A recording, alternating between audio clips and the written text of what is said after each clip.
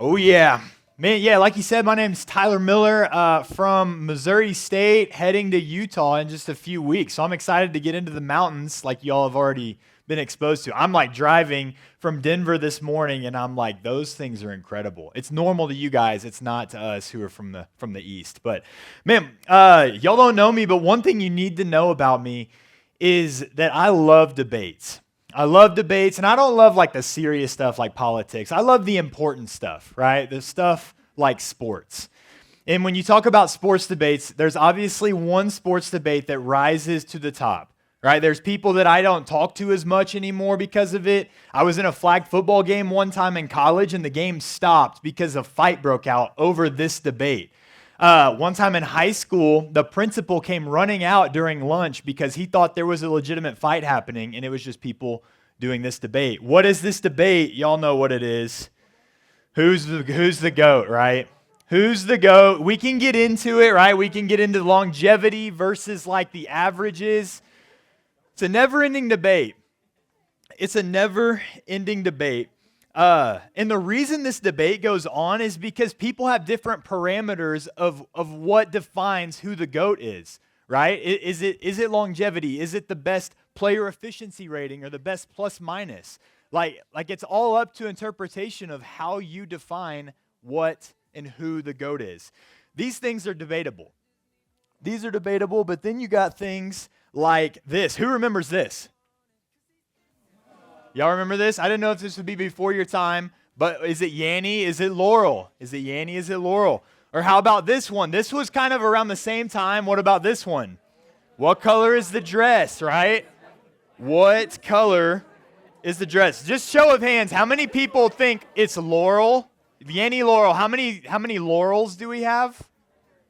How many Yannys do we have? Some people don't know what I'm talking about. That's okay too. Blue and black, white and gold. Man, the difference the difference in this debate compared to Jordan versus LeBron is that we can go to the source to find out which of these is true. So I'm about to tell you the truth. You don't have to like it, but the truth, if you go to the source, the word being said is Laurel, and the dress, you can find it online. Whoops, the dress is blue and black. Look, don't shoot the messenger. That is the truth. To find out what is true, we can go to the source. To find out what is true, we can go to the source. We can know what is ultimately true by going to the source, by going to the Bible, by going to the words of the God of the universe that He has given to us in the form of the Bible. We're not going to spend a ton of time talking about why this is truth, but a quick plug for this book. 1,500 years, 66 books, 3 continents, 3 languages, 1 theme, and 1 author. This book is cohesive and it is truth. The first half of the book has 351 prophecies that say will come true about this man named Jesus, and all 351 of them come true.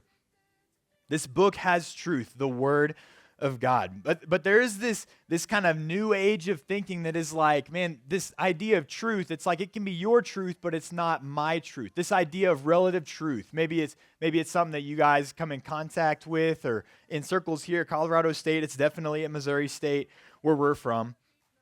But man, this idea of relative truth.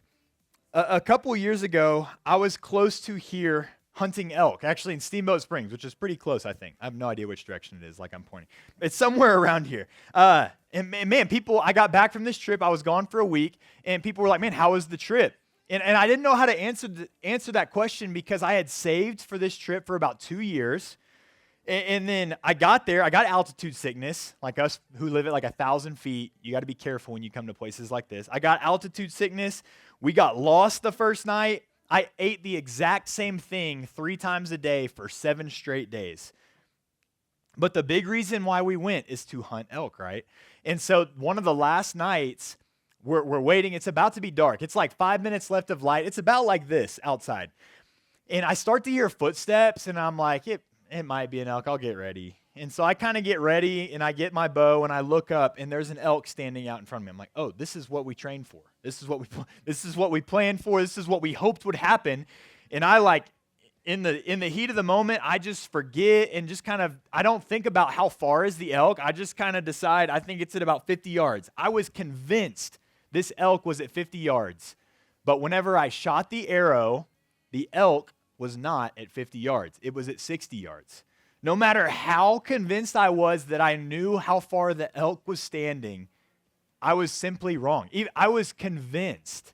I was so convinced of what is true, but the way I feel does not determine what is real. I missed the elk, by the way, is what happened. It just went, the arrow went right under it. The way I feel does not determine what is real. And this is like, we know this, right? There are things that we believed as kids that we just kind of believed because people told us to. Maybe some of the things are like, you ate and then you had to wait 30 minutes before swimming, right? Maybe some of your parents did that. Or maybe your parents were like mine and I thought it was illegal to have an overhead light on in the car at night, right? Like, I don't know how parents got together and said, hey, we're going to make this a thing. But like, no one was allowed to do that. Don't swallow gum. It'll be in your stomach for how long? 7 years. Like, that's so weird. Like, your body's like, okay, it's been 7 years. We're good. Like, it's just weird. But these are things that we thought were real. And no matter how strong, like, no matter how convinced we were of this, it didn't make it real. The way I feel does not determine what is real. Tonight, we're going to look at a quick story in the Bible of a character who's kind of looked over, but I think he comes into a really interesting situation that I think some of you in this room might also be in. And this man is named Pilate. And so this is in John 18 and 19. We'll just kind of hit some highlights of the story. I'll do a lot of summarizing, but go read this story on your own later. It's awesome. It'll take you like 7 or 8 minutes, not very long. And we're going to find out 3 things about truth when we look at this story with Pilate and his interaction with Jesus. And the first of these 3 things is that truth does exist. Truth does exist. We're going to jump into not only the middle of this story of Jesus' life, we're jumping into like the climax of the Bible, right? Jesus has been going around and teaching about the kingdom of God, what is true, and who God is, and how we can know the God of the universe. And then the religious leaders at the time don't like him, so they get him arrested, and they bring him to Pilate. And this man, Jesus, the reason he was arrested is because he was making some crazy claims. He says in John 14:6, Jesus says, I am the way and the truth and the life. No one comes to the Father except through me. And he says in John 8, a little before that, he says, if you abide in my word, you are truly my disciples, and you will know the truth, and the truth will set you free. He not only claims that there is a truth, he claims that he is the truth. Man, these are some wild claims that this guy Jesus is making. And so, well, we won't get to that yet. But again, yeah, go check out this story on your own. But this guy Jesus, he gets arrested by the religious leaders that kind of tell the Roman army, hey, you need to arrest this guy. He thinks he's the king. He's kind of competing with Caesar. So what happens is Jesus gets brought to Pilate in the middle of the night. Pilate was kind of in charge of the area. He gets brought to Pilate in the middle of the night, and they're like, hey, take care of this guy. And Pilate's like, it's 4 a.m. This would be like you're asleep in the fraternity house, and someone comes and wakes you up. Maybe you're like on exec, and they're like, hey, Blake said he's going to go tell the pledges they have to clean the house again. Can you go tell him to stop? And I'm like, if that were me, I'm like, we can talk about this tomorrow. What are we doing right now? I would be so mad if someone woke me up over something like that. This is how Pilate is feeling. He's like, this is the middle of the night. And they're like, this Jesus guy has some claims that he's making about him that you're going to want to hear.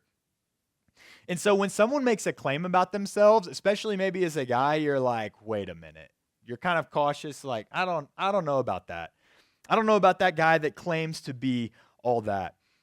My junior year of high school, we were making a run in the playoffs for football. And I was from a really small town, like 8,000 people. Any small town people, or most people from cities here? A few small town people. Okay. And so whenever you're from a small town, things like sports are like king, right? Like all the pressure gets put on you from the old people. They're like, no one's been good since us. It's y'all's turn, right? So there's all this pressure. The town shuts down. It's like that. And so this was happening to us. There's some pressure. We're in the final 8 teams. And there's this buzz around this guy.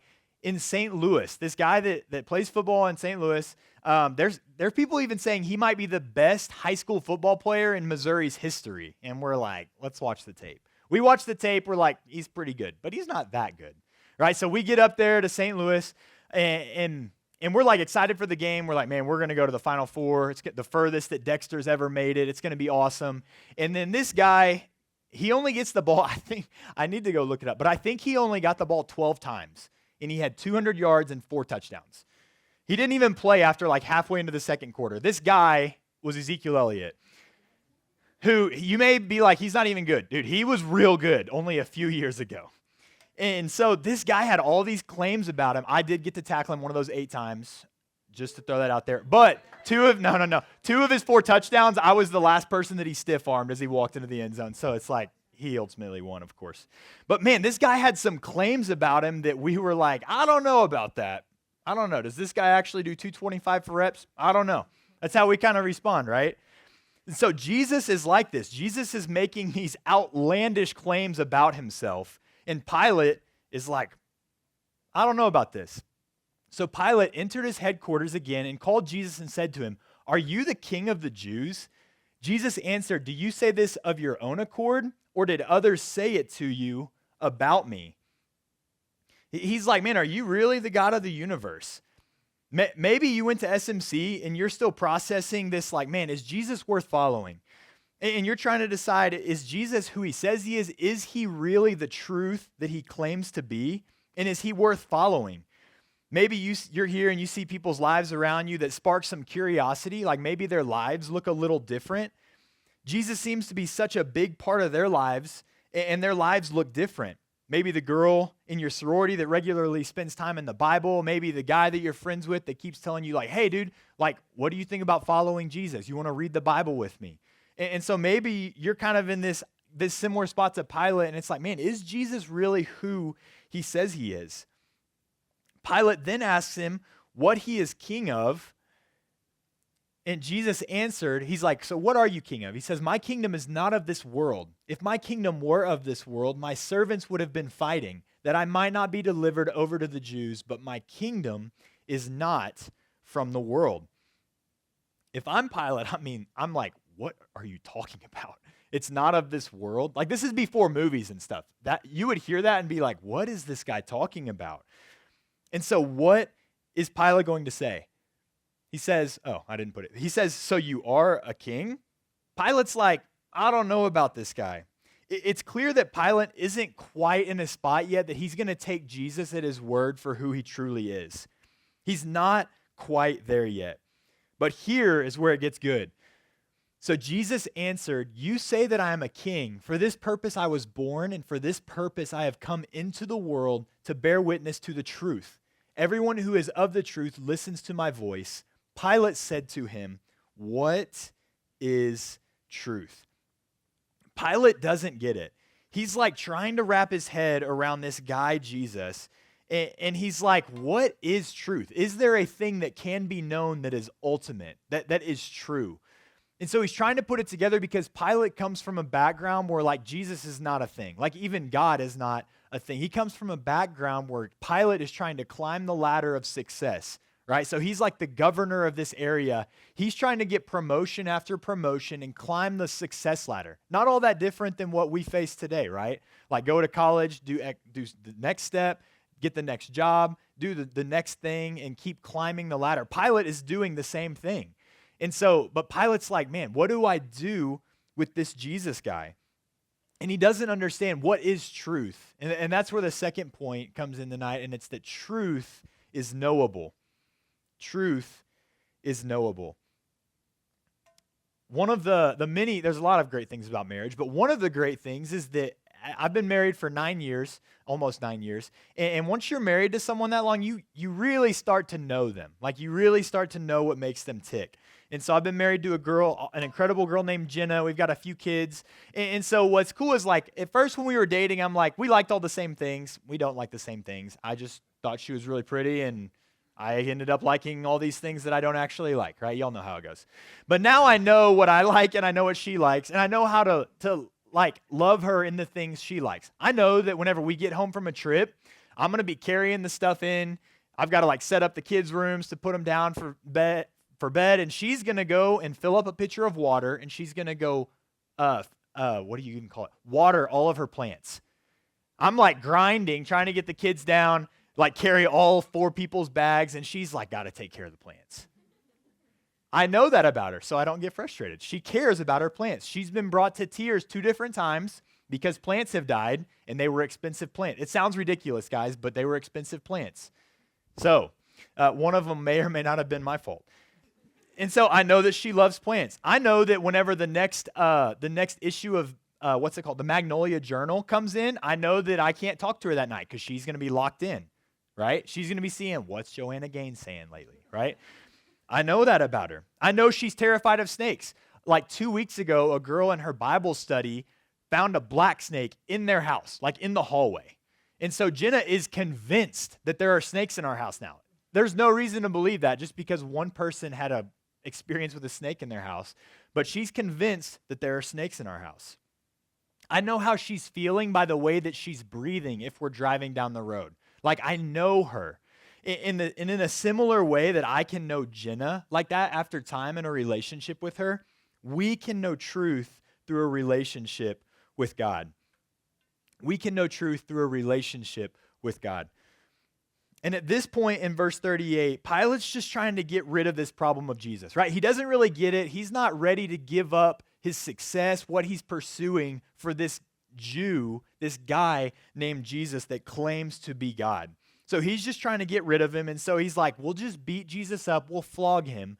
And it's like you can read that in the Bible and just kind of go, okay, Jesus got beat, and then he comes back. But man, what Jesus went through was he got hit with whips that had shards of metal in it to the point that he was incapable of standing and even walking. And so then they bring Jesus back after he's been beaten to near the point of death, to as much as they were allowed to in their culture to beat someone. Then they bring him back, and you would think Jesus is like, at this point, he's like going to kind of bow out. But then Pilate, it's not on there, just kidding.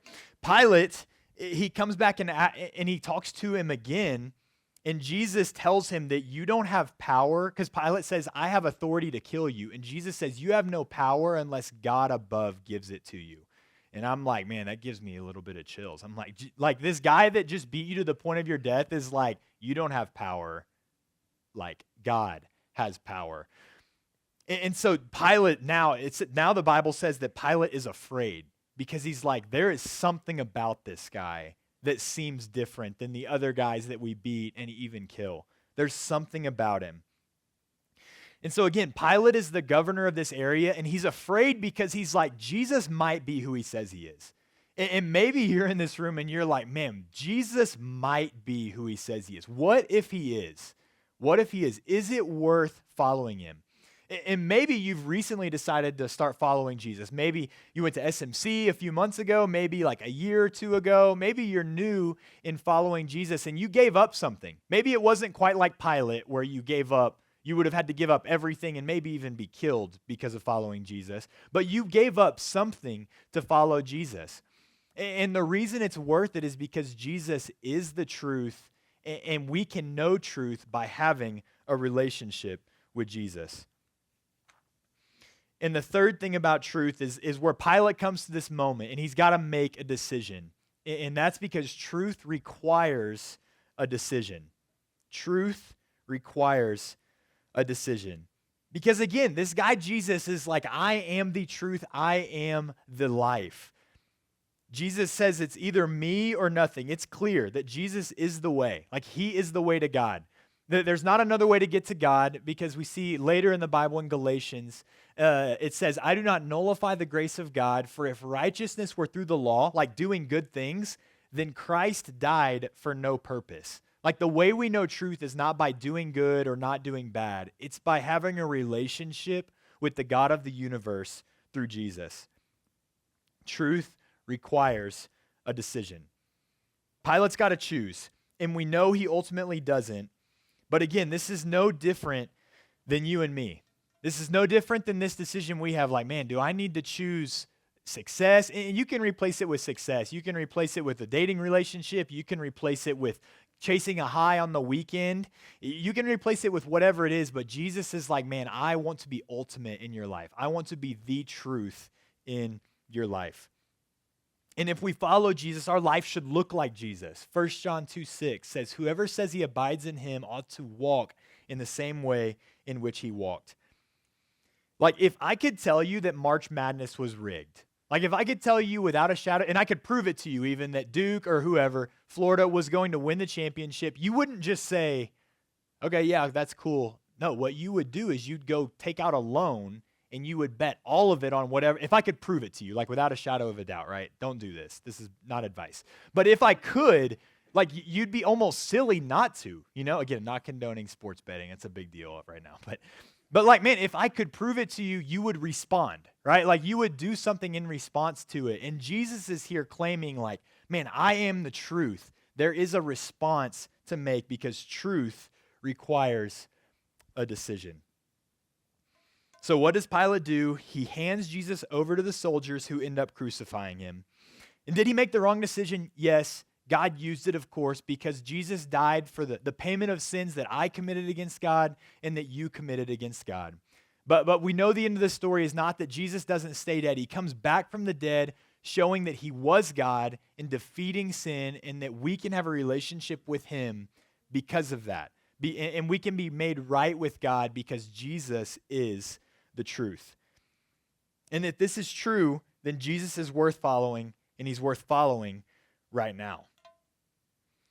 Jesus, like I think what's interesting is there's a lot of religions that are like, Jesus was this great prophet, he was a great teacher, and it's like, no, Jesus claimed to be God, and he claimed to be the only way to get to God.